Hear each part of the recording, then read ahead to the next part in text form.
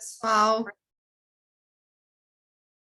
para quem não me conhece, então eu sou a Joseline, Parece que sou é uma das geral, assim, coordenadoras do está curso. espalhado esse vírus aí. Chegou a minha Gente, hora, vocês né? estão com o microfone aberto ali na escola só. Agora a Josi vai falar antes de lá de casa, tá? Tá, eu tô aparecendo para alguém? Tá, tu me avisa quando eu tiver Bom, pagar um vale. retomando, pessoal. Então, queria dar boa noite para todos. Sou a Joseline, sou uma das coordenadoras do curso aqui do Assessorando. Estamos muito felizes de vocês estarem aqui no curso com a gente, tá? Quero me colocar à disposição, tanto eu quanto os demais coordenadores, o Dr. Leonardo Vanoni, a doutora Suelen Dutra, para tudo que vocês precisarem, qualquer dúvida que vocês tiverem, qualquer comentário que vocês queiram fazer em relação ao curso, alguma dica, alguma sugestão, a gente está sempre à disposição. A nossa ideia é cada vez mais aperfeiçoar o curso, melhorar as aulas, né? São aulas bem práticas, os professores foram escolhidos a dedo das pessoas que a gente conhece como referências na área, os juízes que são referências na área de atuação. E a gente quer que com o curso vocês tenham ampliar as oportunidades profissionais de vocês, que vocês se sintam aptos a trabalhar num gabinete de magistrado, se vocês já trabalham, que vocês notem que o trabalho de vocês ficou ainda melhor, e esse é nosso objetivo, melhorar ainda mais o trabalho de vocês e fazer com que vocês fiquem aptos para trabalhar nos gabinetes dos magistrados, porque sim, a gente precisa de uma assessoria muito boa, uma assessoria efetivamente em condições de nos dar o apoio que a gente precisa atualmente num cenário que a gente sabe que é de inúmeros processos, com sobrecarga de trabalho para todo mundo. Então, agradeço a todos vocês, agradeço à Escola da Júris pela oportunidade da nossa segunda edição do curso, agradeço a Patrícia, né, que sempre nos dá o apoio para fazer esse curso, nos dá o aval para a gente montar o curso conforme a gente acha que ele vai funcionar melhor, nos dá liberdade para a gente organizar as aulas, né, então a gente se sente muito à vontade, né, quando a gente monta o curso, e por isso que eu acho que o curso sai tão bom, porque a gente se sente com todo o respaldo de fazer da melhor forma possível. Tá. Então, já aproveito para cumprimentar a Patrícia, cumprimentar o Dr. Felipe Lumertz, que é o nosso professor de hoje, meu colega de concurso, né? Estamos desde 2010 nessa estrada da magistratura, é um dos juízes mais dedicados que eu conheço, atualmente está na Corregedoria de Justiça, com certeza vai dar as melhores aulas que vocês já tiveram nessa matéria de despacho, sentença cível, é um excelente professor, aproveitem muito as aulas dele, e então fico à disposição juntamente com os demais coordenadores. Patrícia, acredito que vai ser tu agora que vai falar? Isso mesmo, eu mesma, Joseline. Então, já te deixo a palavra. Obrigada, muito obrigada, Joseline. Uma boa noite a todos. Eu vou falar muito brevemente, eu não quero tirar tempo da aula do Lumertz, porque é uma aula muito preciosa, e eu sei que vocês não estão aqui para me ouvir, vocês estão aqui para aprender como trabalhar num gabinete de magistrado, né? E alguns que acompanham o curso já são assessores, estão aqui tentando aprimorar o seu trabalho, outros estão querendo buscar uma colocação no mercado. A nossa ideia desse curso justamente é preparar futuros profissionais para trabalharem em gabinete de juiz. O curso, como a Joseline já explicou, foi montado com muito cuidado pelos nossos coordenadores, e já fica o meu agradecimento aos nossos coordenadores. E hoje vocês começam em grande estilo, então, com a aula do Felipe Lumertz, que é um excelente, além de excelente professor, sempre muito bem pontuado pelos alunos, é um excelente magistrado. Então, ele tem dicas preciosíssimas para vocês. Espero que aproveitem o curso e peço que nos curtam as nossas redes sociais. A gente tem Instagram da escola, se puderem fazer postagens ali e nos seguir no Instagram também para acompanhar outros cursos, porque a gente faz outros cursos, eventos, enfim. E é um prazer para nós ter vocês como os nossos alunos. Sem mais delongas, boa aula, Felipe, e abraço. Tá, já posso falar? Tá, eu não sei porque assim, ó, eu não consigo ficar muito tempo sentado, tá, pessoal? Tchau, tchau, Patrícia. E de início, então, como já me apresentaram, eu tenho algumas observações a fazer. O vídeo vem a mim, né? Não preciso ir até aí. Tá. Então, assim, pessoal, O meu nome é Felipe e eu sou juiz há 13 anos, como falou a Joseline. Eu dou aula aqui na escola já há 6 ou 7 anos, também já não me recordo. E me chamou a atenção algumas coisas que a gente tem que esclarecer aqui de início. Primeiro, eu falo bastante por variadas razões. Uma delas é que eu sou casado, tenho uma filha mulher, uma cachorra mulher, de modo que em casa eu não consigo falar em momento algum. Então a aula é o momento que eu consigo conversar com vocês. Só que não adianta eu conversar com vocês e vocês não conversarem comigo. Por isso tem uma tela aqui, tá? E eu gostaria que a gente interagisse, porque senão se torna uma aula chata, monótona, sem graça, tá? O outro motivo pelo qual eu gosto de falar muito, e daí eu fico angustiado porque me disseram que a aula até 8h45, é isso? Né? Então, assim, pessoal, eu tenho bastante matéria, a gente tem pouco tempo, e aí surge um problema, tá? Porque eu gosto de falar muito também, porque agora, como a Joseline falou, eu estou na Corregedoria Geral da Justiça. Vocês devem saber, por trabalharem com juízes, enfim, que juiz gosta de falar. Tu imagina, então, que eu trabalho com 14 outros juízes. Então, a minha vez de falar é semelhante à vez de falar que eu tenho em casa, ou seja, nunca. Então, a sala de aula, ela é o momento que eu preciso me comunicar com vocês e preciso me comunicar com o mundo, porque senão eu não abro a minha boca. E a terceira coisa, pessoal, e aí, assim, momento solidariedade. Vou precisar da ajuda de vocês também, por quê? Porque, infelizmente, eu tive uma noite do cão, tá? Uma noite horrorosa. O que aconteceu? Eu tenho uma filha de 6 anos, né? E tem uma virose gastrointestinal espalhada para o Porto Alegre. Ela teve um mal-estar semana passada, minha esposa teve mal-estar sábado, e essa noite aconteceu comigo mal-estar. À 1h da manhã eu acordei enjoado, até estava comentando com a Patrícia, a desgraça de tu estar enjoado e saber que vai vomitar é que nem a morte. Tu sabe que ela vai acontecer, tu só não sabe quando. Mas aquele estágio pré-vômito é um horror. De modo que entre 1h da manhã e 13h30 da manhã, ou 4 horas mais ou menos, eu parecia aquela cena do Exorcista, gente.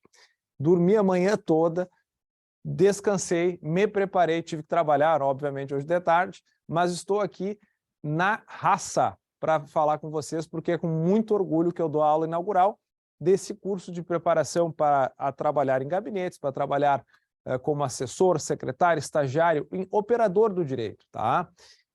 E a aula inaugural, ela é muito bacana, por quê? Né? Porque nesse primeiro momento nós temos que entender a finalidade do curso. O curso ele serve, gente, para a gente compreender como fazer os pronunciamentos do juiz em todas as matérias que estão afetas à jurisdição da Justiça Comum Estadual. E isso se deve também porque dentro do Estatuto dos Servidores, a Lei 15.737 de 2021, a tarefa de minutar despachos, decisões e sentenças, ela é inerente ao cargo do técnico, é inerente ao cargo do analista, né? É da essência da atribuição do assessor, e naturalmente nós contamos com os estagiários para que a atividade judicante tenha a sua finalidade atendida. É uma força de trabalho equiparada hoje aos servidores, né? Desse modo, o que me cabe fazer nesse primeiro momento? Eu queria dizer que a primeira aula, ela deveria ter o nome Teoria da Decisão Judicial, mas é um nome muito pomposo para mim, inclusive o fato de eu estar de terno é porque eu estou na Corregedoria. Quem me conhece sabe que eu não gosto muito dessas vestimentas assim. Mas, qual é o meu objetivo? É que a gente reveja conceitos básicos para que a gente compreenda de que forma nós devemos estruturar os pronunciamentos do juiz e por quê? Porque se a gente compreende essa estrutura, a gente aplica a todos os processos que nós teremos de enfrentar na nossa atividade. Tá certo, galera? Então, assim, ó, eu tenho que ir e voltar, porque eu só sou um, tenho que trocar a lâmina, espero que tenham recebido a lâmina, por sinal, me confirmem se receberam aqui, eu não consigo ver se entendi, se tirar, eu não consigo ter o contato com eles, tá? Tem como tirar aqui? Só para... Porque ali está o entendi, aí eu não consigo ver o que eles estão dizendo, tá? Oi? No mouse? Deixa eu ver. Ah, agora sim. Tá. Todo mundo recebeu. Obrigado, Giovana. Obrigado, Bruna. Então, vamos lá. A Rebeca mandou uma mensagem um pouco mais acima ali que eu não consegui ver. Mas vamos lá. Pessoal, então assim, ó, o primeiro tema que a gente vai fazer são é a definição conceitual do que são os pronunciamentos do juiz, tá? E essa necessidade de definição conceitual, ela decorre do quê? Decorre da nossa necessidade de dizer o que deve constar em cada pronunciamento judicial. Como que nós vamos elaborar as nossas decisões. Essa definição ela é dada pelo artigo 203 do Código de Processo Civil, tá? E eu gostaria que vocês reproduzissem, se puderem, aqui no chat, por favor, tá? Coloquem ali o artigo 203 do Código de Processo Civil, por gentileza, tá? Alguém, por favor, se não botarem, eu vou lendo conforme a minha cabeça vai lembrando. Mas está ali na lâmina. O artigo 203 fala que os pronunciamentos dos juízes são sentenças, decisões interlocutórias e despachos. Sendo que a definição legal que alguém colocou agora, ela é bem legal, gente, por quê? Porque ela é uma definição péssima, no meu entender. Vejam vocês, tá? Fala lá. Ressalvadas as disposições expressas dos procedimentos especiais, sentença é o pronunciamento por meio do qual o juiz põe fim à fase cognitiva do procedimento comum, bem como extingue a execução. Essa primeira definição é bem clara. Sentença é o ato do juiz que extingue a fase cognitiva do procedimento comum, porque no processo de conhecimento nós sabemos que a fase executiva se dá por meio do cumprimento de sentença, que é um desdobramento do processo de conhecimento, não instaurando uma nova relação processual. Por isso que põe fim à fase cognitiva do procedimento comum e extingue a execução. Aqui nós conseguimos compreender. Agora, o parágrafo 2º, que define decisão interlocutória, diz assim: decisão interlocutória é todo pronunciamento judicial de natureza decisória, que não se enquadra no parágrafo 1º. Ok, decisão com natureza decisória. E o parágrafo 3º, a gente diz, são despachos todos os demais pronunciamentos do juiz praticados no processo. É uma definição por exclusão. Sentença põe fim, decisão não põe fim e tem natureza decisória, despacho é qualquer outra coisa sem natureza decisória. Mas isso não nos define a essência de alguns provimentos judiciais. Por quê? Porque a gente tem que entender o que é natureza decisória, para conseguir entender o que é a decisão interlocutória. E, pessoal, na natureza decisória, eu conceituo da seguinte forma para que a gente consiga entender. O pronunciamento do juiz terá natureza decisória quando ele alterar, ainda que provisoriamente, a relação de direito material ou a relação de direito processual. Vamos explicar? Sim, vamos explicar. Pessoal, num processo, uma parte pede ao Estado juiz uma determinada providência que seja imposta à outra, instaurando-se um conflito de interesses que nós chamamos de lide, tá? Então, eu vou dar um exemplo, eu sofri um acidente de trânsito. Graças a Deus isso não é verdade recente, mas enfim, digamos que eu tenha sofrido, eu tenho uma pretensão de exigir que alguém repare os prejuízos do meu automóvel. Eu peço ao juiz que ele condene o réu a me reparar os prejuízos que eu sofri. Bom, temos uma pretensão, ótimo. O que acontece? A natureza decisória do ato ocorrerá em que medida? Quando o pronunciamento do juiz modificar esta relação de direito material, eu quero que o fulano me pague o valor dos prejuízos do meu veículo, ou quando a decisão alterar a relação processual instaurada entre autor, réu e Estado juiz. De que maneira, gente? Vamos lá para o artigo 337, se alguém puder colocar ali na tela para mim, eu agradeço. Artigo 337 do Código de Processo Civil. Ali nós temos, pessoal, as diversas matérias preliminares que nós voltaremos depois, tá? Em que a relação processual ela é alterada. Alterada de que forma? Exceção de incompetência absoluta ou exceção de incompetência relativa, territorial. Nós alteramos o juízo que irá julgar aquele processo. O provimento tem natureza decisória porque ele muda a competência, muda a relação processual. Agora, quando é que a natureza decisória se mostra na relação de direito material? Exemplo 2. Minha esposa resolve finalmente pedir o divórcio de mim porque não me aguenta mais. Parênteses aos meus alunos. não sei se sabem, mas o casamento, depois de bastante tempo, no meu caso são 17 anos, ele se reflete com um ódio significativo de esposas com relação aos seus maridos. É o meu caso na minha residência. Mas vamos dizer, então, que ela resolve, então, me botar para fora. Eu chego em casa e a porta está com a fechadura trancada e eu não consigo entrar. Ela entrou com um processo de divórcio. Ela pede liminarmente, em tutela antecipada, a guarda da nossa filha e a pensão alimentícia para que eu pague em favor da filha. Esta decisão, ela tem natureza decisória. Por quê? Porque ela afeta a relação de direito material que eu tenho em relação à minha filha. Eu não detenho mais a guarda, eu tenho direito a visitas, eu tenho que pagar uma prestação alimentar. Então, a decisão interlocutória, ela tem esta natureza. Ela modifica o plano material, que é o plano da relação jurídica que as partes têm, ou ela modifica a relação processual, alterando a competência, alterando o valor da causa, alterando a questão da concessão ou não da gratuidade de justiça, invertendo o ônus da prova. Isso é a modificação que é implementada no processo e não na relação jurídica mantida entre as partes. Por isso, pessoal, a decisão interlocutória, ela tem esta natureza. Ela muda a relação de direito material e muda a relação de direito processual. E, por fim, os despachos são atos que não têm nenhuma carga decisória. Justamente, eles impulsionam o processo sem decidir nada. Então, exemplo, o artigo 437, parágrafo 1º do Código de Processo Civil, quando alguém requerer a juntada de documento, o juiz ouvirá a parte contrária no prazo de 15 dias. Não há decisão nenhuma, tu só está dando a oportunidade da parte contrária de reagir à prova produzida pela parte com a qual ela está litigando.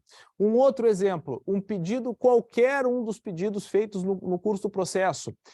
Pela regra do artigo 9 do Código de Processo Civil, o juiz tem que ouvir a parte contrária para assegurar o contraditório. Ele não decidiu, ele está simplesmente permitindo a participação e reação da parte contrária ao pedido feito pela outra parte. Esses são exemplos que mostram que os despachos, eles impulsionam o processo sem modificar a relação processual, sem modificar a relação de direito material e sem pôr fim ao processo. Correto? Muito bem, pessoal. E se vocês olharem, só para a gente fazer uma breve contextualização, o parágrafo 4º fala nos atos ordinatórios, que nós temos regulados no artigo 567 da Consolidação Normativa Judicial, que nada mais são do que, e aí eu sou defensor disso, os atos ordinatórios são despachos praticados pelo servidor. O servidor dá impulso a determinados comandos processuais que independem de decisão judicial. Um exemplo é a réplica. Veio a contestação com a alegação de alguma das matérias do artigo 337 e, juntada de documentos, o próprio técnico, o próprio gestor dá à vista a parte contrária para a réplica. Não tem conteúdo decisório nenhum. Então, o que ele é? Ele é um despacho, mas ele não é pronunciado pelo juiz, ele ganha o nome de ato ordinatório. E justamente por esta razão, galera, e é importante que se diga isso até para a gestão dos gabinetes de vocês, não me inventem de fazer ato ordinatório decidindo relação processual, decidindo relação de direito material. Isso aconteceu em algumas situações que o tribunal foi obrigado a cassar o ato ordinatório porque ele modificava ou a relação processual ou a relação de direito material. E não pode, porque quem pode fazer isso é o juiz, por meio das suas decisões interlocutórias e por meio das suas sentenças. Essas sim, ambas com natureza decisória, sendo que uma põe fim ao processo e a outra não. E aí surge uma questão, pessoal, que é importante que a gente diga, ok, compreendi essa estrutura, compreendi esses conceitos, eu já sabia, isso para mim é muito óbvio, eu não estou aprendendo nada de novo nessa sala, não é possível. Não, pessoal, então a gente vai ter que aprender. Por quê? Tá, obrigado, Giovana, vamos botando aqui. Bruno, boa noite. Pessoal, o que acontece? Se eu consigo entender esta lógica, que a gente definiu agora, dos atos decisórios, os pronunciamentos do juiz, tá? Como é que eu estruturo esses atos decisórios? A lei diz como eu devo fazer ou não, e aí surge a primeira definição. A sentença tem expressamente no Código de Processo Civil, artigo 489, no Código de Processo Penal, artigo 381, a sentença geral, artigo 387, a sentença condenatória, requisitos específicos, tá? E o artigo 386, os fundamentos das sentenças absolutórias, qual é a estrutura formal que cada sentença deve ter. Vou trabalhar no processo civil porque, graças a Deus, eu abandonei o crime me abandonou, o crime não compensa, não adianta começarem os criminalistas agora a se manifestar dizendo que eu estou errado e tal. Não, o crime não compensa. Mas, enfim, eu sou um estudioso do processo civil e é a matéria que eu mais gosto. O artigo 489, ele elenca como requisitos das sentenças o relatório, a fundamentação e o dispositivo, e diz o que exige em cada um destes elementos.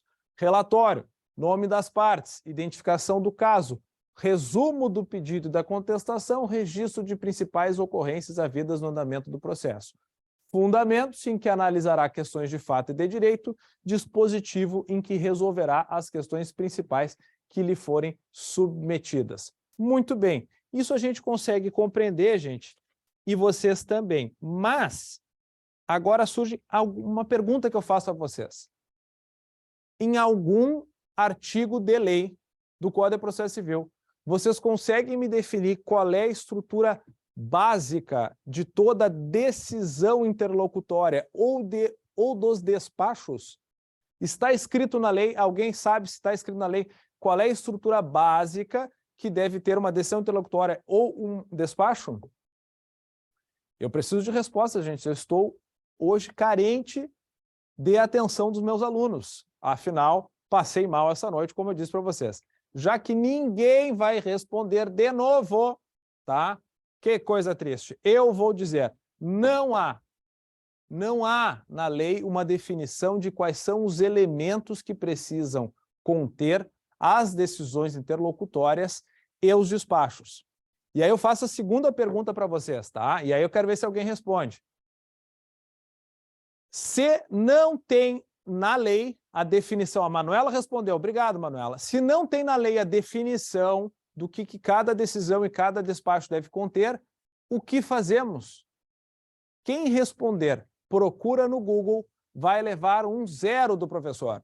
Não é para procurar no Google. Na verdade, gente, nós temos que usar o quê? Os métodos de integração das lacunas jurídicas que o ordenamento prevê.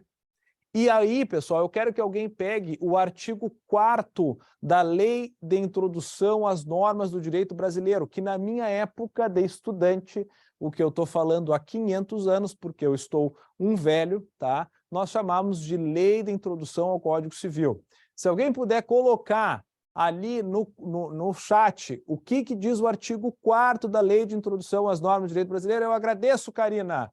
Quando a lei for omissa, o juiz decidirá o caso de acordo com a analogia. Analogia, gente. A lei diz que o juiz decidirá o caso. E esse método analógico, ele é uma forma de nós integrarmos as omissões legais. E aí eu vou dizer para vocês, porque acredito que muitos trabalhem em gabinete já, e vou fazer uma provocação. Se eu disser para vocês, pessoal, decisões interlocutórias, por terem carga decisória, deverão adotar preferencialmente, e olha o termo que eu estou usando, preferencialmente, a estrutura formal de sentenças, contendo relatório, fundamentação e dispositivo. Se eu disser isso para vocês, quantos vamos chamar de louco? Pode ficar no anonimato, só dizer assim, acho que um amigo meu acharia isso uma maluquice, tá? O que vocês acham? Tá? Alguém me acha louco aqui? Acredito que o principal é evitar a prolixidade, pois com o nosso volume de trabalho temos que estruturar bem os despachos, sem excesso de forma direta e clara. Exatamente, Ana Paula.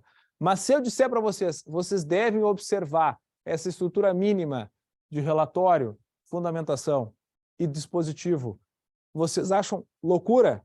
Eu acho. Só que eu vou dizer para vocês, defendo expressamente que vocês tentem adotar essa estrutura e explico por quê. O artigo 93, inciso 9º da Constituição Federal, diz o seguinte: todos os julgamentos dos órgãos do Poder Judiciário serão públicos e fundamentadas todas as decisões. A Constituição exige de nós que, ao prolatarmos decisões, e decisões tem aquela natureza decisória que nós havíamos comentado, vai mudar a relação processual ou vai mudar a relação de direito material, pondo ou não fim ao processo, decisões interlocutórias e sentenças. Agora, se nós temos que fundamentar as nossas decisões, tá? O grande passo e o próximo passo é que eu digo para vocês, leiam, pelo amor de Deus, o artigo 489, parágrafo 1º do Código de Processo Civil. Se alguém puder colocar na tela, eu agradeço. 489, parágrafo 1º do Código de Processo Civil. Por favor.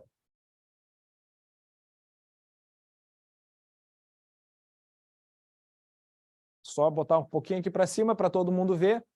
Não se considera fundamentada qualquer decisão, seja ela interlocutória, sentença ou acórdão, decisões de tribunais que, ou seja, gente, no próprio parágrafo 1º do artigo 489, a lei está sugerindo para nós que nós devemos, como operadores do direito, observar os requisitos de fundamentação aplicáveis às sentenças para as decisões interlocutórias. E o fazemos por uma necessidade de justificar às partes o motivo pelo qual a relação de direito material será ou não modificada, ainda que provisoriamente, ou porque a relação de direito processual também será modificada ou não.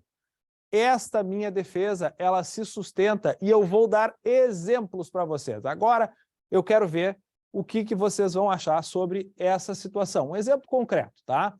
O exemplo que eu dou é de uma situação em que o executado opõe uma exceção de impenhorabilidade. Ele alega que o imóvel serve para residência própria de sua família. O exequente, por sua vez, alega que o imóvel pode ser penhorado, porque o executado tem mais de um imóvel destinado à residência, tá? E a gente tem que minutar essa decisão.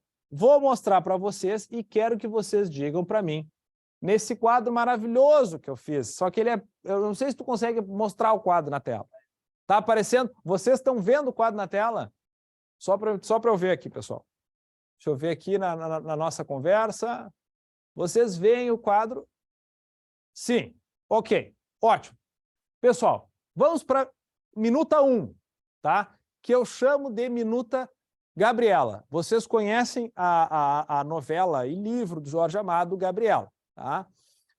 Que tem uma música cantada, acho, pela Gal Costa, que diz assim, eu nasci assim, eu fui sempre assim, você sempre assim. E completa, Gabriela. Bom, por que eu digo isso? Primeira minuta. A alegação de impenhorabilidade deve ser acolhida, pois a prova documental demonstra que o devedor efetivamente reside no imóvel com sua família, merecendo a proteção legal. Ademais, o exequente não fez prova de suas alegações. Intime-se, inclusive o exequente, sobre o prosseguimento diligências legais. Pessoal, na atividade de vocês, me respondam sinceramente, vocês já viram alguma decisão com esses moldes que eu mostrei para vocês? Sim ou não? Já viram? Sim. Sim. Sim. Muitas vezes, Marcelo. Exatamente. Agora eu vou perguntar. Eu tenho várias perguntas aqui, está respondendo sim. Primeiro, qual é a prova documental que o juiz considerou para entender que o devedor reside no imóvel com a sua família? Qual é a prova documental, gente? Alguém consegue me dizer qual é? Porque eu não consigo entender. Eu não vejo qual é a prova que o juiz valorou. Segundo, essa também é boa. Qual é a alegação que o exequente fez que não foi acolhida? Que ele não fez prova? Alguém sabe me apontar lendo? Pois é, Karina, precisaria da indicação do evento. Ótimo. Mas a gente não consegue entender. E agora eu vou fazer a pergunta mais importante da noite, vocês vão ter que me responder. Que maldição é diligências legais? Alguém responde, pelo amor de Deus. Diligências legais. O que é, Daniel Gonçalves? O que é diligências legais? Ou, para os mais modernos, DL, fazendo uma gíria malandra, DL, ponto. Eu confesso para vocês, tá, que durante algum tempo, na jurisdição, logo que eu assumi, eu olhava aquela maldição de diligências legais, e diligências legais, e eu estava assim, perguntando para mim mesmo, nossa, eu passei num concurso para magistratura, e eu não sei que maldição é essas diligências legais, né? E todo mundo diz diligências legais, eu penso assim, mas eu sou um burro, porque eu não sei que maldição é o diligências legais. Até que um dia eu perdi a vaidade, porque eu não a tenho decididamente, e fui até a minha escrivã e disse, que raio é DL, pelo amor de Deus? Aí ela disse para mim, que burro! Não, ela não disse isso. Ela disse assim, calma, diligências legais é todo e qualquer comando que o cartório terá de fazer para dar cumprimento à sua decisão. E eu olhei e disse, e por que que eu não escrevo o que tu precisa fazer para que a minha decisão seja mais clara? E aí ela me respondeu, não sei, sempre foi assim. A minuta Gabriela, da qual eu estava relatando a vocês. É assim, sempre foi assim e vai ser sempre assim. O que eu gostaria que vocês refletissem? Vamos para a segunda minuta. A minuta do professor maluco e que vomitou que nem o exorcista essa noite. Nos autos da execução que João move contra José, penhorou-se o imóvel de matrícula X do registro de imóveis X. Evento, já estou botando evento, viu, pessoal? Tá? Intimado, o executado opôs a exceção de imperabilidade, alegando que o imóvel é destinado à residência, à sua residência ou família, merecendo tutela do artigo 1º da Lei 8.009, juntando documentos e evento. Já o exequente defendeu a manutenção da penhora por ter o devedor outro imóvel residencial. Ponto. É o relatório, passo a decidir. Cita-se o artigo 1º da Lei 8.009, que assegura a impenhorabilidade. No caso, a prova de que o executado reside no imóvel, como mostra as faturas de energia elétrica em seu nome, bem como comprovantes de IPTU. De outra parte, deixou o exequente fazer prova conjuntada de matrícula de que o executado efetivamente tenha outros imóveis residenciais, ônus que lhe competia, porque quem alega tem que provar. Citamos o artigo 373.1 do CPC, por isso é caso de acolhimento da exceção. Dispositivo acolho a exceção para declarar a impenhorabilidade do imóvel de matrícula tal, intime-se as partes, ou partes intimadas, conforme agora no EPROC, decorrido o prazo, espeça-se o mandado de cancelamento da penhora ao registro de imóveis que deverá ser encaminhada pelo executado. Ainda para prosseguimento do processo, deverá o exequente indicar bens da penhora sob pena de arquivamento do feito. Pessoal, as 3 perguntas que eu havia feito antes. Primeiro, o que o juiz considerou para reputar provado que o devedor residia no imóvel? Faturas de energia elétrica, comprovantes de pagamento de IPTU. Eu consigo entender. Segundo, por que o juiz não acolheu a alegação do exequente de que o executado tinha outros imóveis para sua residência? Porque ele não juntou matrícula. Eu entendo o que foi alegado, eu entendo o que o juiz valorou, e terceiro, eu entendo o que é o maldito diligências legais, porque o juiz está dizendo, espeça-se o mandado de cancelamento da penhora ao registro de imóveis, que deverá ser encaminhado pelo executado. Pessoal, o que eu quero dizer para vocês, tá? Eu não entendi ali, Diego, por que tu escreveu isso, se eles querem fazer perguntas só pelo chat ou se querem falar. Se quiserem falar depois, eu não sei bem como é que funciona, Diegão, aí tu combina com o pessoal. Mas pode mandar por aqui que eu vou ficar contente, tá? Oi? Áudio somente, professor. Como é que é teu nome mesmo? G. O G disse que é só com o professor, então não sei se alguém quer falar muito. A gente pode falar, de repente, num intervalo, alguma coisa assim. Se a aula vai ficar disponível depois, João, fica, vai ter que ficar, né? Mas assim, pessoal, o que eu quero dizer para vocês, tá? Nós temos que tentar mentalizar que toda a decisão interlocutória, ela deve ter um mínimo de carga semelhante à das sentenças para que o pronunciamento do juiz seja compreendido. Naquele primeiro caso, nós não conseguíamos entender o que era para ser feito, entender o que havia ocorrido. E nesse segundo exemplo, nós conseguimos entender. Eu entendo toda a realidade de varas cíveis, de varas criminais, dos processos eletrônicos com unidades com 3.000 processos conclusos. E aí o pessoal vai me dizer, como é que eu vou dar conta de 3.000 processos conclusos fazendo toda esta elaboração? Pessoal, esse é um desafio de gestão processual que nós somos obrigados a lidar na realidade atual. Só que nós não podemos esquecer que a atividade do juiz, ela é uma atividade que deve ser eficiente. Se eu faço uma decisão incompleta, pouco clara ou omissa, eu vou ter o retrabalho. Se eu fizer decisões completas, qualificadas, objetivas e que resolvem o incidente processual, eu vou ter um trabalho com eficiência. E aqui, pessoal, é por essa razão que eu defendo que vocês procurem seguir este roteiro de estrutura formal das decisões interlocutórias. E eu faço uma ressalva, gente, porque determinadas decisões interlocutórias, elas não precisam de toda essa estrutura. Um exemplo, penhora no Cisbajude, penhora no Renajude. O próprio provimento, ele já contém toda a carga decisória, já contém a própria inferência do fato que foi pedido num curso de uma execução ou de um cumprimento de sentença. Nós não precisamos relatar tudo o tempo todo. Vou dar um exemplo do crime, que não é a minha área.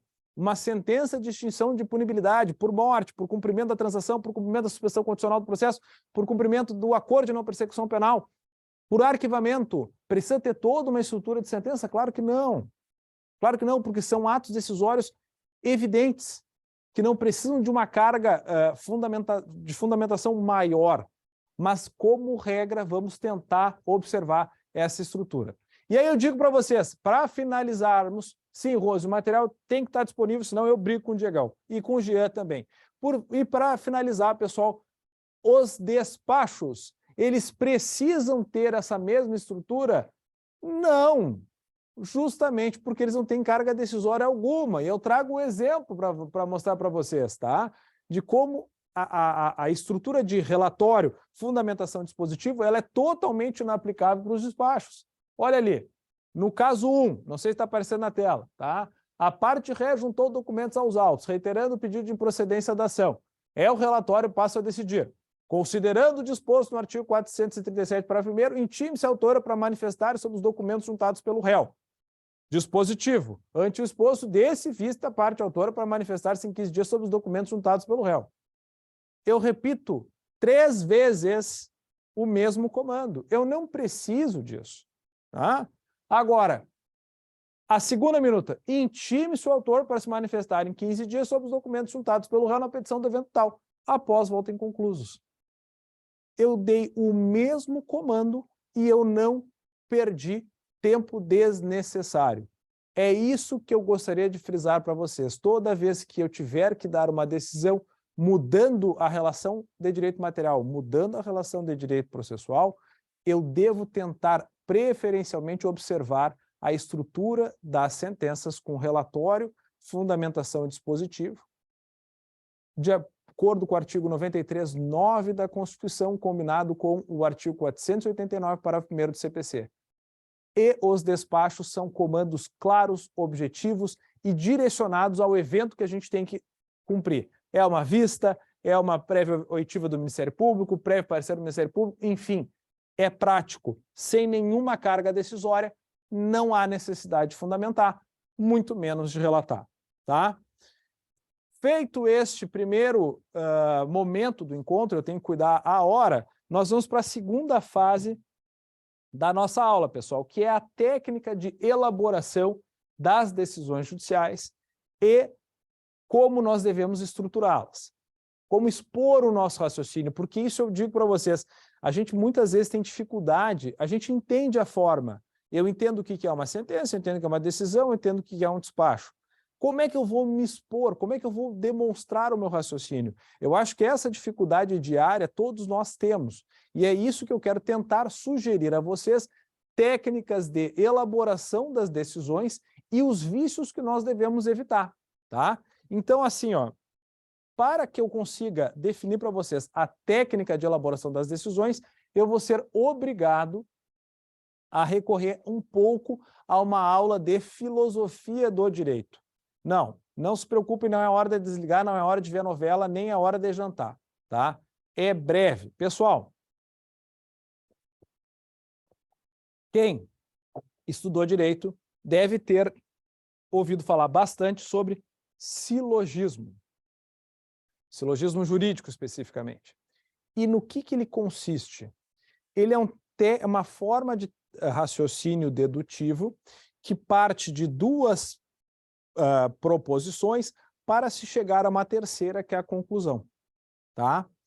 Então, assim, vamos dar um exemplo fora do direito, né? Que é um exemplo do Aristóteles.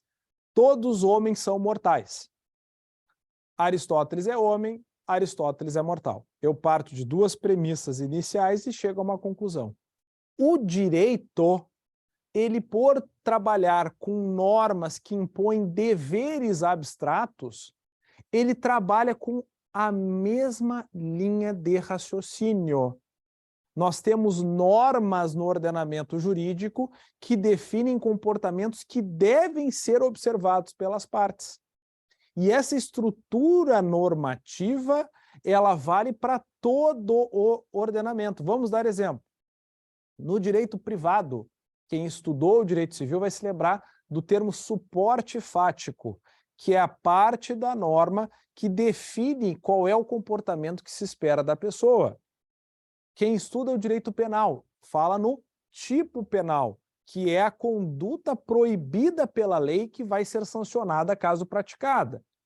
Quem estuda o direito tributário fala no fato gerador ou hipótese de incidência, que é justamente o fato da vida que gera a possibilidade de o poder público tributar aquela atividade ou aquela situação, como é, por exemplo, no caso de IPTU, ser proprietário de imóvel urbano no 1º de janeiro de cada exercício. O direito trabalha com o raciocínio dedutivo e o silogismo nos ajuda nesse ponto, e eu vou mostrar por quê. O silogismo, ele parte de uma premissa maior. Como a gente pegou naquele exemplo, todos os homens são mortais. No direito, a premissa maior é a norma jurídica aplicável ao caso concreto. Então, eu tenho um conflito de acidente de trânsito. Qual é a regra de direito que vai regular aquela relação? Responsabilidade civil. Eu tenho uma disputa de guarda e fixação de alimentos. Qual é a regra de direito aplicável àquele conceito, àquela lide? O Código Civil, na parte do direito de família. Eu tenho um conflito instalado entre o Estado, a acusação, e o réu, em que o Estado pede a aplicação de uma pena ao réu, pela prática de um crime. Eu tenho o Código Penal ou leis especiais que vão definir aquela conduta como criminosa. A premissa maior sempre é o direito aplicável ao caso, tá? A premissa menor, por sua vez, são os fatos concretos e provados ou não no processo. E a conclusão, ela é o quê? Ela é a conferência da incidência da regra abstrata àquele caso concreto. Exemplo, o Jean bateu no meu carro porque estava bêbado e eu consigo provar no processo que o Jean tinha bebido todas, o Jean tem a obrigação de reparar meu prejuízo, porque eu provei o agir culposo dele que causou prejuízo material ao meu automóvel. Conclusão, dever de reparar. E essa lógica de raciocínio, gente, ela se aplica a todas as relações que vocês podem imaginar. Vamos pegar como exemplo o direito processual, e eu trago aqui na lâmina para vocês, tá? No direito processual, a situação de revelia. Qual é a premissa maior? Artigo 344 do Código de Processo Civil. Se o réu não contestar a ação, isso é a situação de fato que acontece. Qual é a consequência? Será considerado revel e presumir-se-ão verdadeiras as alegações de fato formuladas pelo autor. Qual é a premissa menor? O réu não contesta e não constitui procurador no processo X. Qual é a conclusão? Ele é revel. O mesmo eu trago numa situação de direito material, no caso do IPTU. Qual é a premissa maior? A regra tributável, o artigo 32 do Código Tributário Nacional. O imposto de propriedade territorial urbana tem como fato gerador a propriedade de domínio útil oposta de bem imóvel por natureza, como definido na lei civil localizada na zona urbana. Premissa menor. João é proprietário de imóvel. Consequência, que é a conclusão, João terá que pagar o IPTU do exercício de 2022, tá? Este raciocínio, essa técnica de raciocínio, ela se aplica a quase todas as necessidades de decisões judiciais que vocês vão precisar elaborar. Vocês vão ter que identificar qual é a norma do direito aplicável, valorar o fato concreto e dele extrair a conclusão. O direito incide ou não nesse caso? Esta é a nossa tarefa. Por isso que eu defino para vocês a necessidade de compreender qual é a origem desse raciocínio. Ela vem da filosofia. Nós fazemos um trabalho de conferência. Primeiro, identificar a norma. Segundo, valorar o fato concreto. E terceiro, concluir. Aquela lei abstrata, ela incide na minha relação jurídica material ou processual concreta? Sim ou não? Conclusão. Então, todas as decisões, sentenças, elas vão partir deste mesmo raciocínio. E é isso que vocês vão ter que fazer ao longo do trabalho de vocês. Por isso que eu trago esses conceitos importantes. E aí eu vou para o segundo momento.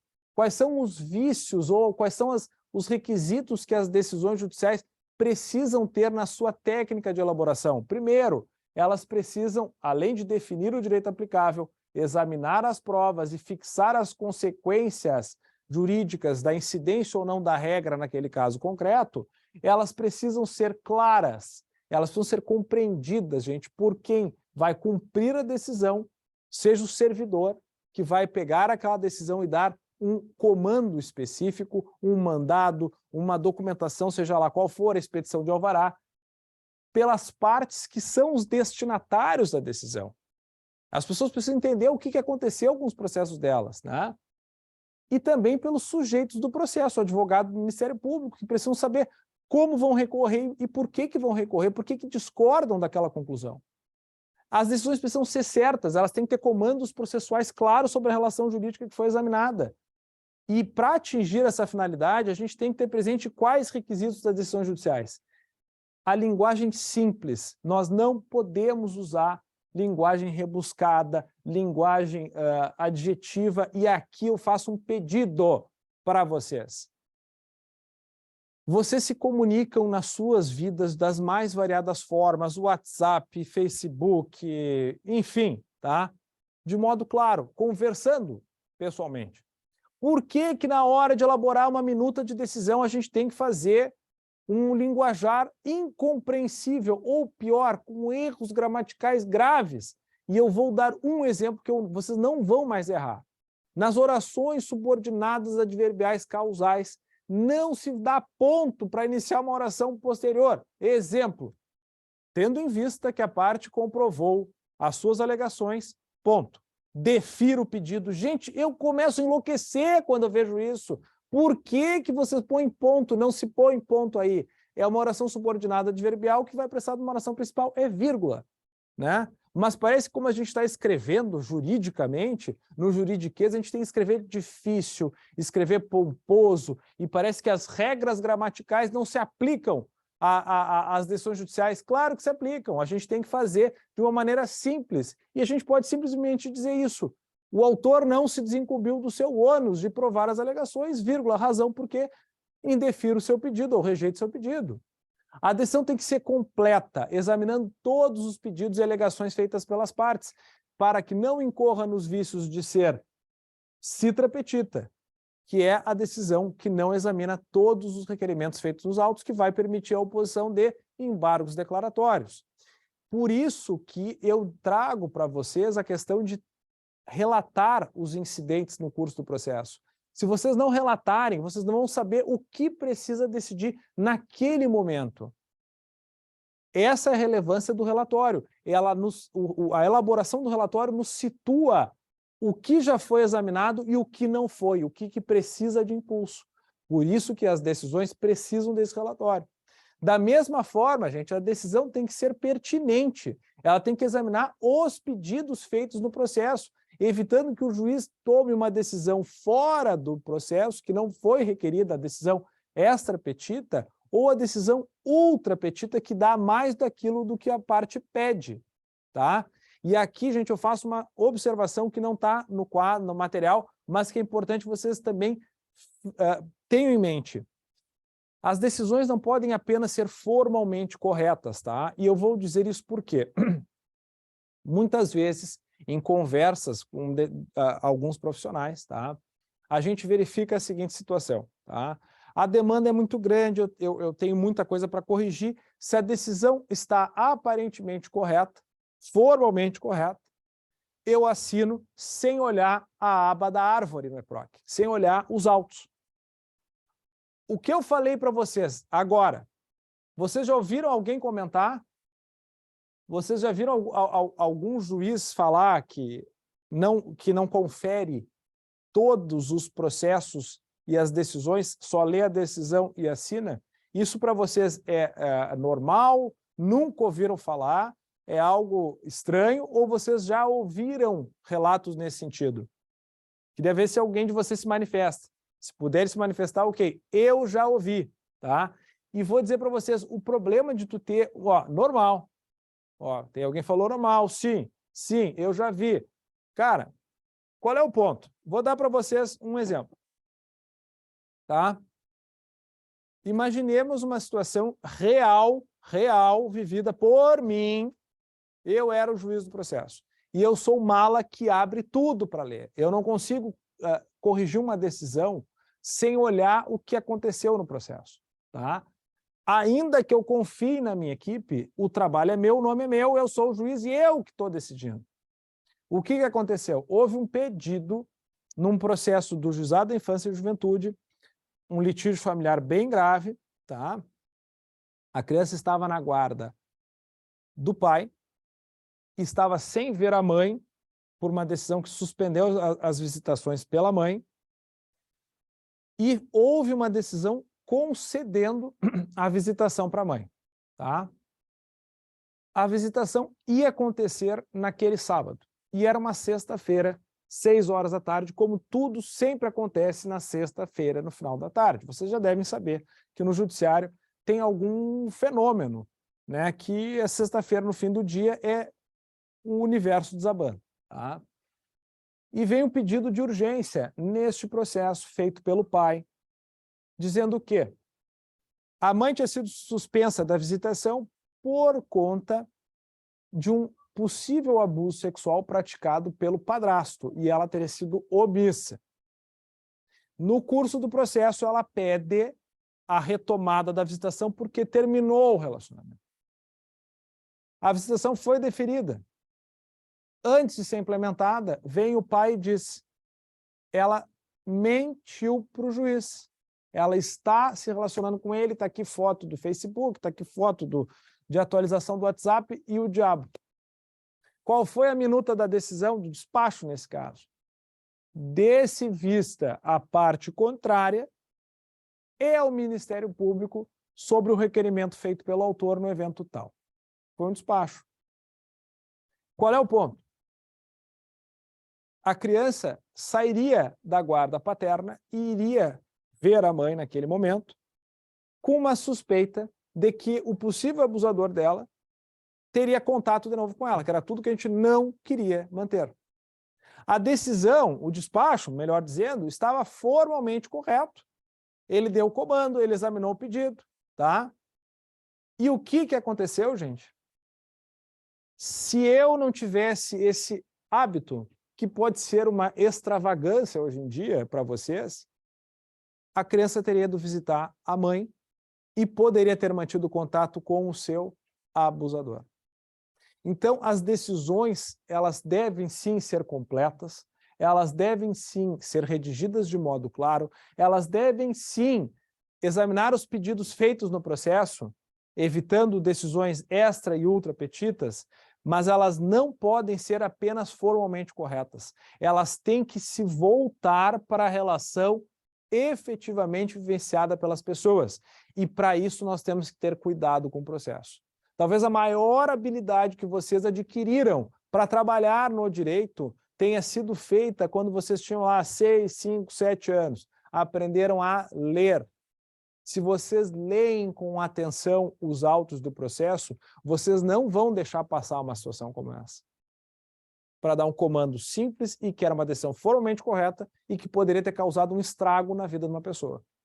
Uma criança, nesse caso. E eu sei que vocês não vão fazer mais, porque estarão atentos para que as suas decisões não entrem nesse problema, tá? O interessante, que eu havia citado para o primeiro antes, do 489, é que ele considera alguns vícios objetivos das decisões judiciais e coloca: não se considera fundamentada, gente, a decisão que limita-se à indicação, reprodução ou paráfrase de ato normativo sem explicar a relação com a causa ou questão decidida, empregar conceitos jurídicos indeterminados, invocar motivos que se prestariam a justificar qualquer decisão, não enfrentar os argumentos exigidos no processo. E aqui, pessoal, vou dar um exemplo para vocês, tá? Olha essa primeira minuta aqui, tá? Que eu trago com o seguinte quadro fático. João ajuiza ação contra José, alegando que o réu indevidamente protestou uma duplicata de cujo débito nega ser devedor, pois não manteve relação jurídica com esse. Então, ele nega ser devedor, teve uma duplicata protestada, quer tirar o protesto do cartório, até o julgamento final do processo. Pergunto aos meus queridíssimos alunos que tão pouco interagem comigo. Primeira minuta. Considerando que não há prova da probabilidade do direito alegado nem perigo de dano irreparável, indefiro a tutela antecipada. Se eu tirar o não, considerando que há prova da probabilidade do direito alegado, bem como perigo de dano irreparável, defiro a tutela antecipada. Ou seja, eu me limitei a reproduzir os termos do artigo 300 do Código de Processo Civil, ou 297 do Código de Processo Civil, que trata da tutela de urgência, e eu posso indeferir ou deferir, sem explicar por quê. Basta eu usar o não, basta eu cortar o não. Vocês concordariam comigo que isso é exatamente o que o artigo 489, parágrafo 1º, diz que não dá para fazer? O mesmo vale, pessoal, quando ele está falando de citação de várias normas, assim, né?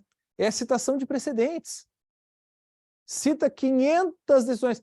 A pretensão não pode ser acolhida porque assim contraria o entendimento do Tribunal de Justiça sobre a matéria. E cita 20 decisões, 20 emendas, mas não indica por que aquele caso concreto ele está na linha do que foi decidido pela jurisprudência. Esse trabalho, gente, é o que a gente tem que fazer. É identificar, olha, o tribunal fixa um entendimento que é a norma de direito aplicável, premissa maior. O meu caso é exatamente esse, premissa menor, por tais e tais razões. Conclusão, indefiro o pedido ou acolho o pedido. Então, só para mostrar para vocês como citar a lei, citar elementos da lei, não torna o nosso trabalho fundamentado. E ele pode valer para os dois lados. E na segunda minuta, eu coloco justamente o quê? Como trabalhar os conceitos legais com as situações fáticas e chegar à conclusão, que é o raciocínio silogístico. A concessão da tutela de urgência pressupõe probabilidade do direito alegado e perigo de dano irreparável de difícil reparação. O que é isso? A norma de direito abstrato, a premissa maior. No caso, tendo o autor negado manter relação jurídica com o réu, há de fato dúvida objetiva quanto à validade da duplicata sacada em seu desfavor. O que é isso? Premissa menor. Fato. No entanto, é prudente que se ouça previamente o réu, pois pode fazer prova da existência da relação jurídica. E não há prova de situação fática que justifique o provimento liminar para caracterizar o perigo de dano irreparável. Indefira a tutela. E num outro caso, a gente defere a tutela mostrando justamente elementos fáticos que levam a conclusões diversas. Mas o que nós fizemos aqui? Nós não só citamos a lei e dissemos aqui tem probabilidade e aqui não tem e ponto final. Nós indicamos o motivo. E por isso nós acolhemos ou não um pedido de tutela antecipada. E é isso que o nosso trabalho consiste, nessa adequação, tá? Uma terceira questão, que também é requisito das nossas decisões, pessoal, que é na questão de ser completa a decisão, ela é justamente dentro do conceito de completude, nós devemos contemplar comandos que objetivem etapas processuais subsequentes, até porque no EPROC, com as automatizações, nós podemos dar diversos comandos sequenciais que vão ser cumpridos sem prévia conclusão, evitando o retrabalho. Exemplo, se eu tenho uma decisão inicial sem pedido de tutela antecipada e que a parte dispensa a audiência de conciliação, artigo 334 do Código de Processo Civil, eu posso dizer cite-se para contestar, ponto. Ou já posso dar todo o procedimento. Cite-se para contestar, com a contestação, dê-se vista para réplica, se houver, em havendo réplica, voltem para saneamento, ou se o juiz quiser, supera a etapa do saneamento, já manda as partes especificarem provas para depois sanear e deliberar sobre provas.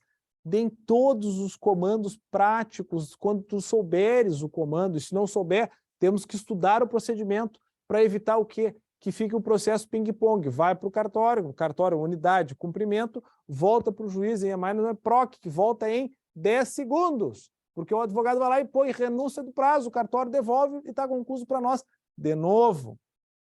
Tá? Então, temos que dar comandos processuais objetivos, por conta do princípio do impulso oficial. O artigo 2º do Código de Processo Civil diz o quê? O processo começa por iniciativa da parte e se desenvolve por impulso oficial, ou seja, o juiz tem o controle do processo. Ele que tem que dizer quais são as etapas que têm que ser observadas, não são as partes. Não é nós temos que dizer assim, vista a parte autora para dizer o que quer. Não! Se eu sei para onde o processo tem que ir, eu tenho que dar o comando processual adequado, tá? Mas, ao ter a questão do impulso oficial, gente, não se esqueçam, né, que o limite à atividade jurisdicional está estampado hoje no artigo 10 do Código de Processo Civil. Tá? O juiz, embora tenha o impulso oficial, ele tenha que dar o andamento das etapas que têm que ser desenvolvidas, ele não pode decidir em qualquer grau de jurisdição com base em fundamento sobre o qual não tenham as partes a oportunidade de se manifestar, ainda que se trate de matéria sobre a qual deva decidir de ofício. Essa regra institui a proibição das decisões surpresas ou decisões de terceira via, que, confesso para vocês, quando eu comecei na magistratura, nós tínhamos muito isso, de o que era matéria de ofício, matéria de ordem pública, prescrição, decadência, ilegitimidade, condições da ação. Embora ninguém tivesse alegado, o juiz poderia de ofício dar a sua decisão com base nesses requisitos e dizer, mas são condições da ação, são requisitos de validade do processo, não foram observados, eu estou conhecendo de ofício e extinguindo por legitimidade passiva. Tá? Hoje isso mudou, porque o artigo 10 ele expressa um tipo de modelo cooperativo que a gente tem que assegurar o que às partes? A possibilidade de ciência e reação. Nada mais é do que uma consequência do contraditório e da ampla defesa. Mas isso, pessoal, a gente também tem que cuidar Por quê? Porque, embora nós tenhamos um limite à nossa atuação, de decidir com base em questões que não foram nunca suscitadas e que não foram alegadas sem antes ouvir as partes, isso não tira do juiz a tarefa de enquadramento jurídico da pretensão. Aqueles brocardos latinos, que era o iura novit curia e o da mihi factum dabotib ius, eles continuam aplicáveis. Em que medida? O STJ tem decisões, e eu faço aqui a menção a uma delas e trago outras para o conhecimento de vocês. Isso eu posso passar aqui falando para vocês. Se o resultado estiver objetivamente possível no ordenamento e na lide, e se for um desdobramento natural da controvérsia, o juiz pode dar enquadramento jurídico diverso do das partes, sem que isso afete o artigo 10 do Código de Processo Civil. Se quiserem pesquisar, 2 precedentes que eu recomendaria a leitura. O agravo interno no RESP 2157.847 de São Paulo e o RESP 1676027 do Paraná. Esse do ministro Herman Benjamin, imperdível, tá, pessoal? Bom, deixa eu ver, agora temos ainda, que horas são agora?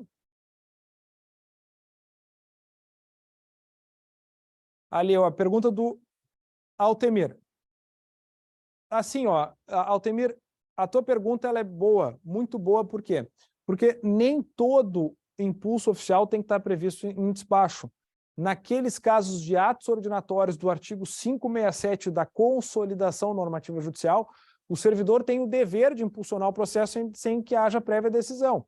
E pode a unidade ter uma portaria definindo atos ordinatórios que não estão contemplados nesse rol do artigo 567. Posso repetir, Manuela? Um minutinho só, porque eu tenho que pegar aqui a folha. Ó, 2157.847 e o 1676027 do Paraná. Esse do ministro Herman Benjamin, que para mim é o melhor deles. Pessoal, agora nós chegamos na etapa final da nossa aula. Eu ainda tenho quanto tempo para falar? 35 minutos. Tá, então temos bastante tempo. O que aconteceu até agora? Nós primeiro definimos o que é cada um dos pronunciamentos do juiz, qual é a estrutura de cada um desses atos, né? O que deve constar nas sentenças, nas decisões interlocutórias e nos despachos. Nós entendemos, num segundo momento, qual é a técnica de elaboração, em que nós devemos empregar um raciocínio silogístico, identificando o direito aplicável, examinando os fatos concretos do processo e dando o comando de incidência ou não da norma àquele caso concreto. E fazendo isso de modo que a nossa decisão ela seja feita com linguagem simples, evitando o juridiquês desnecessário, de modo completo, examinando todos os pedidos feitos pelas partes naquele momento do processo, para evitar retrabalho, evitando embargos de declaração por decisões citra petita, que examinam abaixo dos pedidos, evitando decisões que examinem pedidos fora dos requerimentos, decisões extra petitas, e decisões que concedem mais do que foi pedido, decisões ultra petitas. Vimos também vícios de decisão que consistem na reprodução de lei, de precedentes, de conceitos jurídicos indeterminados, aqui a gente pode falar boa-fé, dignidade da pessoa humana, enfim, tá? Para dizer o quê? Agora que eu entendo o que é cada um dos pronunciamentos, como eles se estruturam, requisitos mínimos, como eles devem ser elaborados, porque eu já sei qual é o tipo de linguagem, como é que eu tenho que aplicar o direito ao caso concreto, eu vou sugerir a vocês uma técnica de elaboração da estrutura das decisões. E essa dica, ela serve para quê? Para que a gente ordene o nosso raciocínio, né? Eu tenho um processo daqueles horrendos que alega um monte de coisa, por onde é que eu começo? Vamos resolver o problema de vocês. É para isso que a gente está aqui, tá? Então, assim, eu faço uma sugestão, tá, de elaboração das decisões, observando aquele item 3.3. Primeiro, analisar as questões processuais pendentes, que consistem em requerimentos da parte que foram feitos e até aquele primeiro momento que vocês vão trabalhar no processo não foram analisados. Exemplo, pedido de gratuidade da justiça, a alegação de defeito na representação processual, notícia de óbito da parte, questões que foram apontadas e que ninguém nunca examinou. O processo foi indo e tu não sabe nem bem como. Requerimento de gratuidade feito pelo réu. Enfim, todas as questões processuais que vão definir o quê? Se o processo ele tem continuidade de seguir, ou se ele precisa pagar custas, se o réu não tem direito à gratuidade, então se indefere o pedido, se tem que trazer um novo instrumento de procuração, então que regularize a representação processual. Tá? Então, esse é o primeiro momento. Segundo, devem ser analisadas as questões relacionadas aos pressupostos processuais e as condições da ação. Tá? E já vamos trabalhar sobre isso. Terceiro, o que são as questões preliminares? Tá?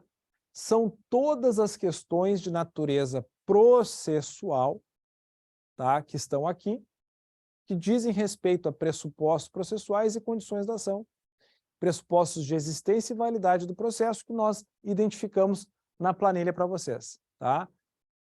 A gente poderia trabalhar todos esses conceitos em separado. Recomendo que leiam, que a aula vai ficar menos chata. Mas eu tenho uma dica de ouro para identificar quais são elas e como vocês devem ordenar. Mas eu vou seguir aqui primeiro para depois nós trabalharmos. Quarto, depois de examinar as questões preliminares, nós vamos examinar as questões prejudiciais de mérito, que são, no processo civil, a prescrição e a decadência, que compõem o mérito. Se vocês pegarem o artigo 487, inciso 2, acho que 2A e B, fala em prescrição e decadência. Resolve o processo com mérito, mas elas são, na verdade, questões que impedem o conhecimento do conflito de direito, e o mérito é isso, que é o nosso último ponto, qual seja resolução da lide entre as partes. Como a gente vem nominando, no acidente de trânsito, quem tem culpa? Num acidente, num pedido de guarda, quem fica com a criança? Na questão de uma responsabilidade civil do Estado, o Estado agiu mal ou foi omisso de modo a ser responsabilizado por algum ato que deixou de fazer. Tá? Em todos esses casos, o mérito é dizer a quem o direito da razão, naquele conflito de interesses. Tá? E, por fim, o último ponto da nossa decisão é os comandos práticos que devem ser observados pelas partes e pelos servidores e que vão dar fim àquele incidente processual ou àquele processo específico. Tá? Num processo criminal, nome no rol de culpados, destinação de bens, custas, etc. No processo civil, se for um incidente qualquer, mandado de cancelamento da penhora, foi o exemplo que a gente deu. Numa tutela antecipada, vai ser o comando para o que deve ser feito. Olha, exclua do SPC, exclua do Serasa, abstenha-se de inscrever nos órgãos restritivos de crédito. Então, são esses comandos finais que devem constar na nossa decisão. Mas eu acredito que vocês possam ter ficado com dúvidas, tá? Eu não sei aqui, Carolina, se eu te dei o número errado, só um minuto, pessoal. A Carolina fez um apontamento quanto à numeração. 2157847 é o número que eu tenho. É isso aí. Pode não ser São Paulo, tá? Porque a minha letra é uma desgraça, tá? Mas, enfim, tá? Eu prometo que eu vejo isso aqui depois e trago qual é o estado certinho, tá? Mas assim, pessoal, qual é a dúvida que vocês devem estar agora? Bom, mas quais são as preliminares? O que são pressupostos processuais? O que são condições da ação? Eu identifico na nossa planilha, tá? Cada um deles, no material todos que vocês receberem, tá? E lá diz todos os conceitos que vocês precisam aprender. Mas, para facilitar a vida de vocês, porque a vida é prática, vocês vão ter que trabalhar amanhã no processo, vão ter que saber amanhã como fazer. O artigo 337 do Código de Processo Civil, ele estabelece as matérias processuais que são questões preliminares, que o réu deve alegar antes de discutir o mérito, que é saber quem tem razão naquele conflito. E esse artigo 337, ele estabelece todos os pressupostos de validade do processo e todas as questões relacionadas às condições da ação. De modo que, seguindo esta ordem, quando vocês tiverem diversas preliminares, podem observar o rol do artigo 337 do Código de Processo Civil para prolatar as suas decisões. Então, ordenem nas questões preliminares. Primeiro, inexistência ou nulidade da citação, incompetência absoluta e relativa, incorreção do valor da causa, inépcia da inicial, perempção, litispendência conjugada, conexão, incapacidade da parte, defeito de representação, convenção de arbitragem, ausência de legitimidade ou interesse processual, aqui as condições da ação, indevida concessão do benefício da gratuidade da justiça. Esse rol, ele permite fazer com que vocês estruturem as decisões de vocês numa ordenação lógica. Eu examino as questões processuais pendentes, eu vou para as preliminares de natureza processual, em que eu vou examinar todas as matérias relacionadas no artigo 337, nessa ordem, porque facilita para a nossa compreensão, e depois eu vou para prescrição e decadência, questões prejudiciais de mérito. Se eu supero todos esses momentos, eu chego na decisão de mérito propriamente dita, em que eu vou fazer a aplicação concreta do silogismo jurídico, dizendo o direito e declarando quem tem razão naquela situação. Aqui, gente, nós temos algumas questões a tratar, tá? E eu vou trazer algumas demonstrações. Por quê? Porque o nosso maior erro, embora pareça ser de forma, a gente pensa, como que eu vou estruturar? Bom, agora eu já entendi. Eu vou primeiro examinar as questões processuais pendentes, eu vou examinar as preliminares e pressupostos processuais, condições da ação, todos eles seguindo a linha do artigo 337, tá? Para depois examinar prescrição e decadência, que são questões prejudiciais de mérito, para então decidir o conflito, aplicar o direito ao caso. E nessa aplicação do direito ao caso, seguindo aquela dica anterior, que era o quê? Silogismo jurídico. A identificação da norma abstrata aplicável ao caso concreto. Segundo, a valoração da prova do caso concreto, que a gente tem que dizer se o nosso caso está de acordo com o que a lei prevê em abstrato. Se não está de acordo, a lei não incide, o autor não tem razão.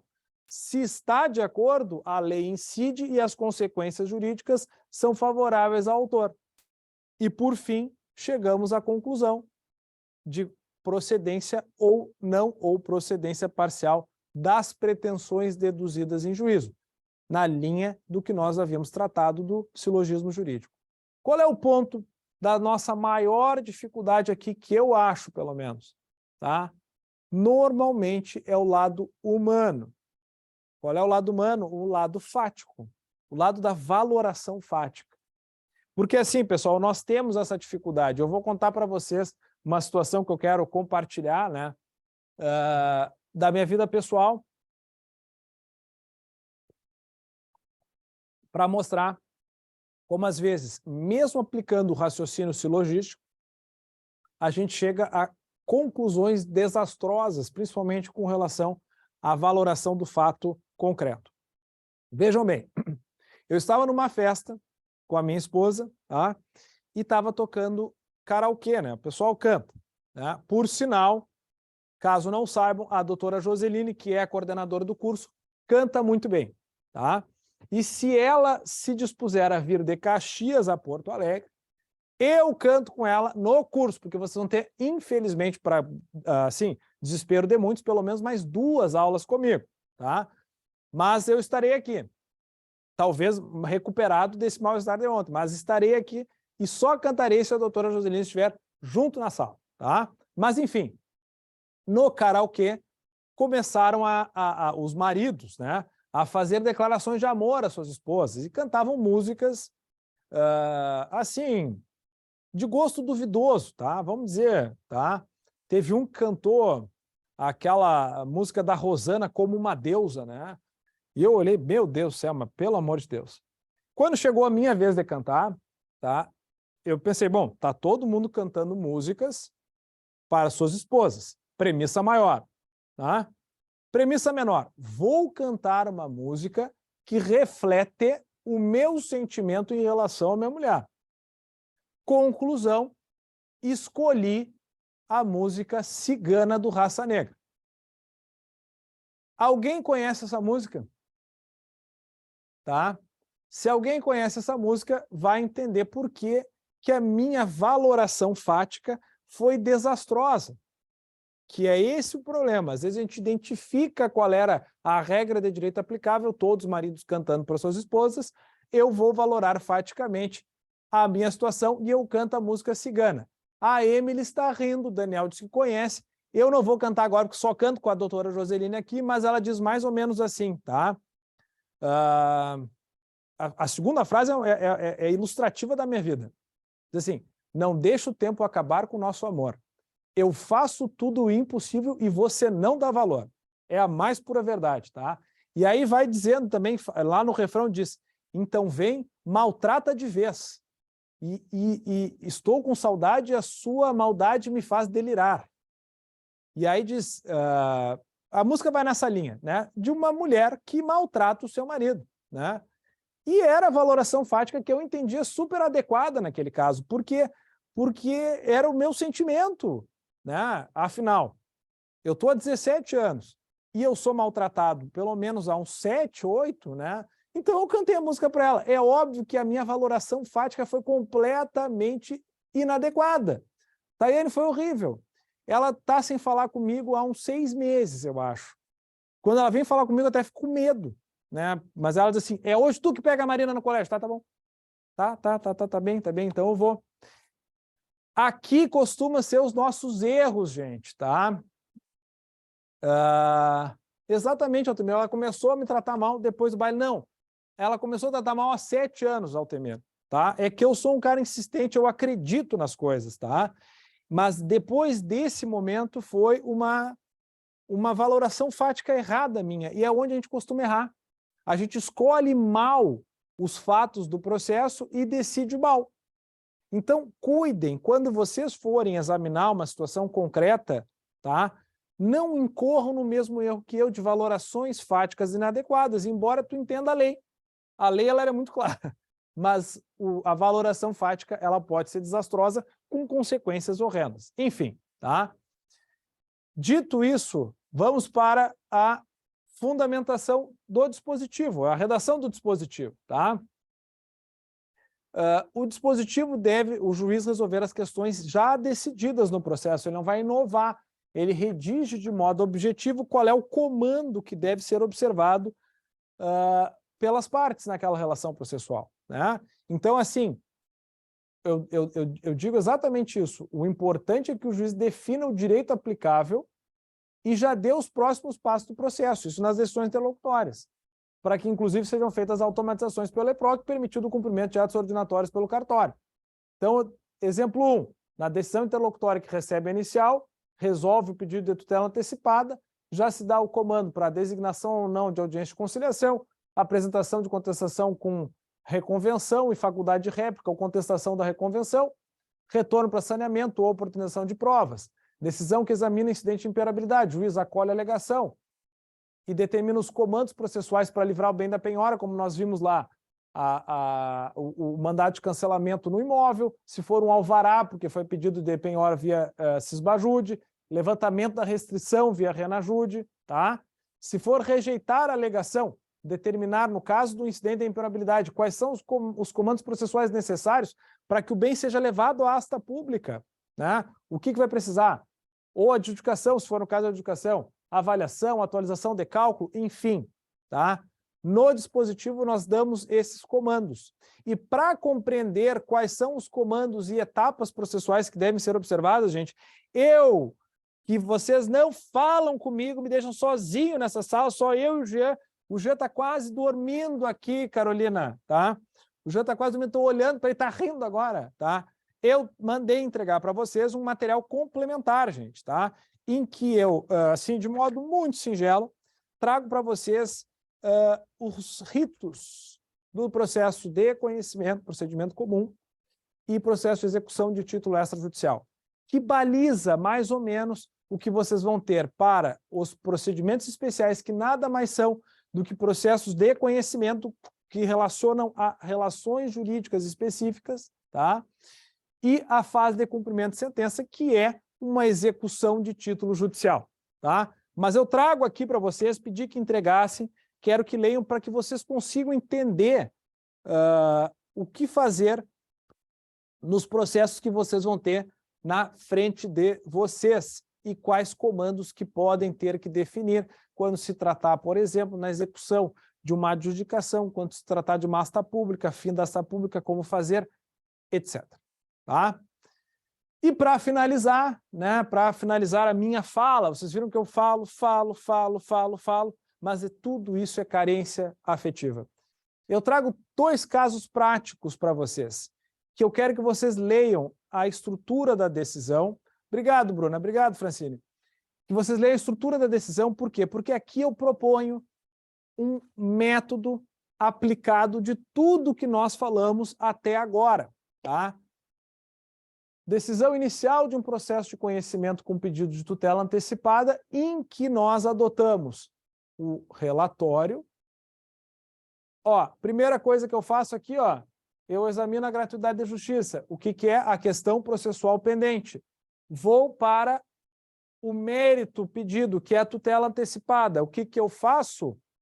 Segundo o artigo 300 do Código de Processo Civil, o que eu estou fazendo? Silogismo jurídico, identificação da norma de direito aplicável.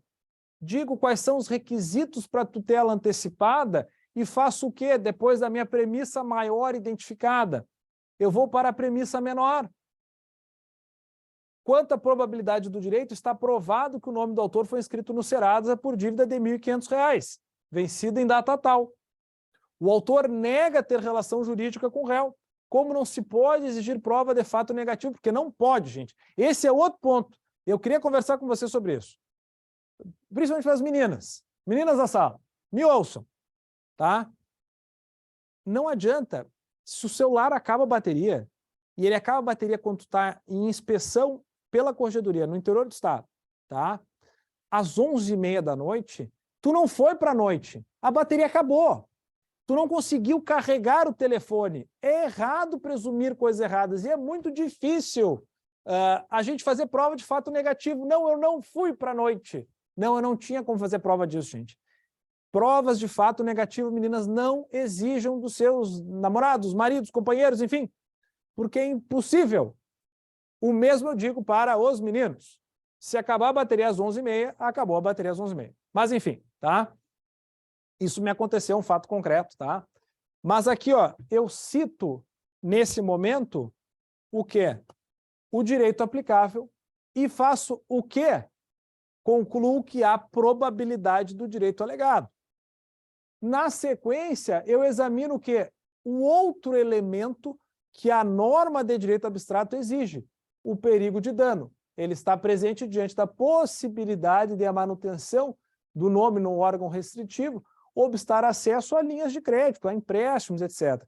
Isso mesmo, Cristina, os meninos também têm que observar isso. Se acabou o celular, a bateria às 11h30, não tem como exigir prova de fato negativo. Não tem. E eu concluo, depois da premissa maior e da premissa menor, a minha decisão é concessiva da tutela antecipada, para determinar o quê? E aí nós vamos para aqueles as técnicas de elaboração do dispositivo. Decisão clara, eu determino a quem? Ao réu, que exclua o quê? O nome do autor do órgão da restritivo de crédito. Em quantos dias? Porque a minha decisão tem que ser exequível, eu tenho que fixar prazo de 5 dias e eu posso combinar uma penalidade, multa diária de R$500, que se consolidará em R$5.000. Qual é o próximo passo? Impulso oficial do processo. Não é diligências legais, é mandado de intimação ao réu para que cumpra a liminar e para que seja eficaz a multa que eu estou aplicando. Por quê? Porque nós temos a súmula 474, eu acho que é isso, ou 414. Alguém busca no STJ se é 474 ou 414. A astrente, para ser eficaz, tem que ter intimação pessoal de quem tem que cumprir aquela decisão. E impulso oficial, eu dou todos os comandos processuais que têm que ser observados. Citação para contestar, o que ele pode fazer? Deduzir as exceções, matérias de defesa, oferecer na mesma peça a reconvenção.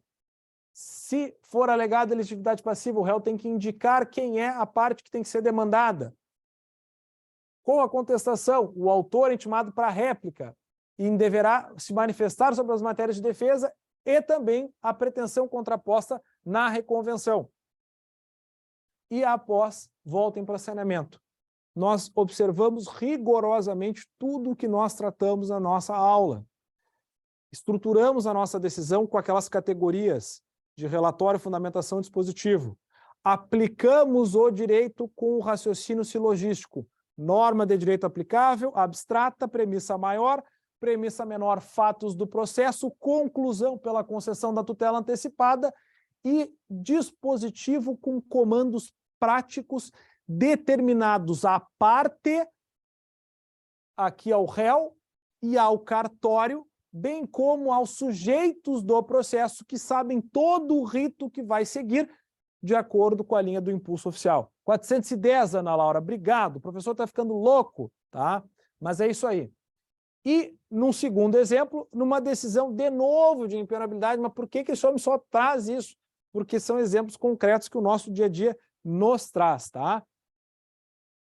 Mesma situação, os autos dão conta de que na execução movida pelo banco tal, contra José dos Anzóis Limitada, penhorou-se a quantia de R$15.000. Oposta à exceção de impenhorabilidade, dizendo que não pode ser constrito valor inferior a 40 salários mínimos. E o exequente diz que esta regra de direito não se aplica para pessoas jurídicas, tá? O que nós vamos fazer? Fizemos o relatório, estrutura formal. Vamos para a fundamentação. Qual é a primeira etapa do processo do silogismo jurídico? Qual é a norma de direito aplicável? Regra de direito, artigo 833, inciso 10 do Código de Processo Civil. São impenhoráveis quantias depositadas em caderneta de poupança até 40 salários mínimos.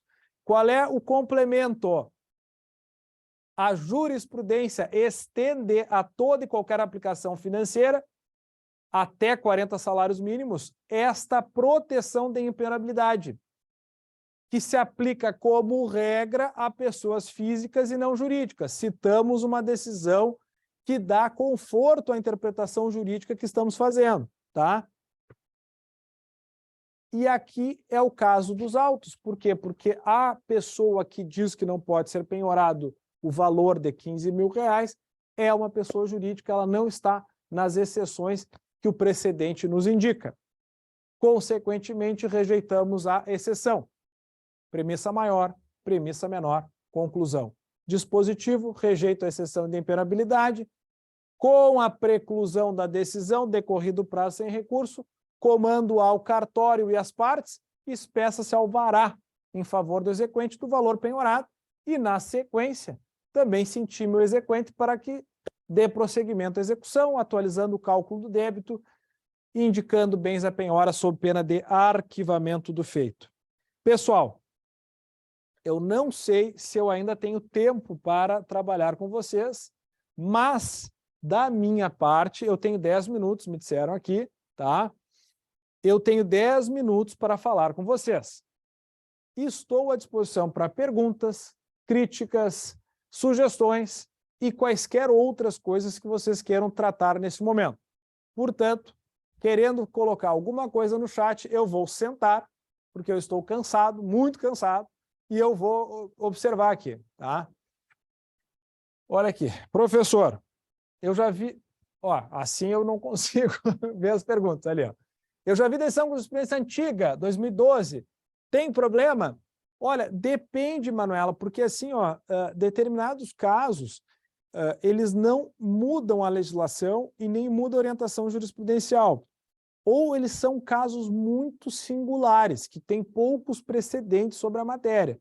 Então, o que eu sugeriria? Toda vez que vocês olharem modelos de decisão com precedentes antigos, façam uma revisão da jurisprudência, procurem ver se houve atualização, se houve alguma mudança, por quê? Porque é possível que aconteça. Até a evolução legislativa altera os precedentes, tá?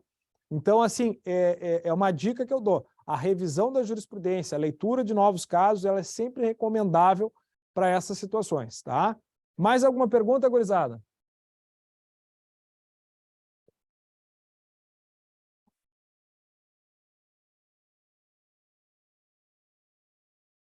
Não brinca que tu tem... Ó, o Christian trabalha com meu irmão. Não, é o seguinte, ó. Christian, o problema é o seguinte, o meu irmão é o irmão bonito e inteligente da relação. Se tu elogiares ele, para mim, eu vou me deprimir. Diz para ele que, então, que tu gostou da aula, para que ele não se sinta tão chateado, tá? Porque senão ele vai me cobrar ainda depois, tá? Mas assim, eu fico feliz, meu irmão baita cara, promotor de justiça em Caxias, tá? Se não há mais perguntas, gente, imagino que vocês também estejam cansados, cansadas, enfim. Nós, ó, a respeito dos atos de cumprimento cartorário, há algum material interno do TJ para orientação que possa ser usado para complementar as decisões? Sim, Ana Laura, tu podes usar a nossa consolidação normativa judicial. Ela está disponível no site do Tribunal de Justiça, acho que é publicações, legislação, tá? Aí legislação da Justiça Estadual, lá tem a consolidação normativa. Eu dou especial ênfase ao artigo 567 do Código de Processo da Consolidação Normativa Judicial, que trata dos atos ordinatórios, tá? Mas ali na consolidação tu encontra vários regramentos de cumprimentos dos atos judiciais pela unidade de cumprimento agora, que não se fala mais em cartório, né? Dentro do EPROC, tá? Mas recomendo, assim, pelo menos os 567 tu possa ler, que são os atos ordinatórios que podem ser cumpridos, tá? Eu não sei se cada tribunal tem um. O nosso tem, tá? João Alves Bastos, eu não sei se foi para mim a sugestão. Há uma previsão, mas sugiro que haja uma parte prática, distribuindo aos alunos questões reais para que possam treinar. Olha, eu acho uma ótima, João. Sugiro que tu faça esse requerimento para a coordenação do curso, tá? Eu tenho... a gente tem um curso de sentença aqui também na escola. Para desgraça de muitos, eu também sou professor, tá? Mas, assim, a gente poderia também buscar situações concretas de processos com decisões interlocutórias e também algumas sentenças simples, né? Se houver essa possibilidade, tá? Aí, e se também, vocês vão ter diversos professores aqui, né? Se depois porque normalmente na aula inaugural eles botam o pior, né, gurizada? Se vocês gostarem do pior de hoje, que sou eu, aí vocês peçam para a doutora Joseline lá alguma coisa que a gente providencia, tá? E se quiserem que a doutora Joseline cante, peçam para ela, que eu venho cantar aqui também. E canta Cigana em homenagem à minha esposa, tá? Só para deixar bem claro. Era isso? Então tá, pessoal. Acho que encerramos por hoje, tá? Semana que vem eu estarei aqui de novo, tratando das sentenças, tá? Eu agradeço todos os elogios. Se tiverem críticas ruins, não tenham vergonha de dizer, porque o nosso objetivo aqui é fazer o melhor para vocês. Vocês têm que sair daqui com conteúdo, vocês têm que sair daqui sabendo fazer, sair daqui com novidades, e esse é o meu objetivo, tá? Valeu, pessoal!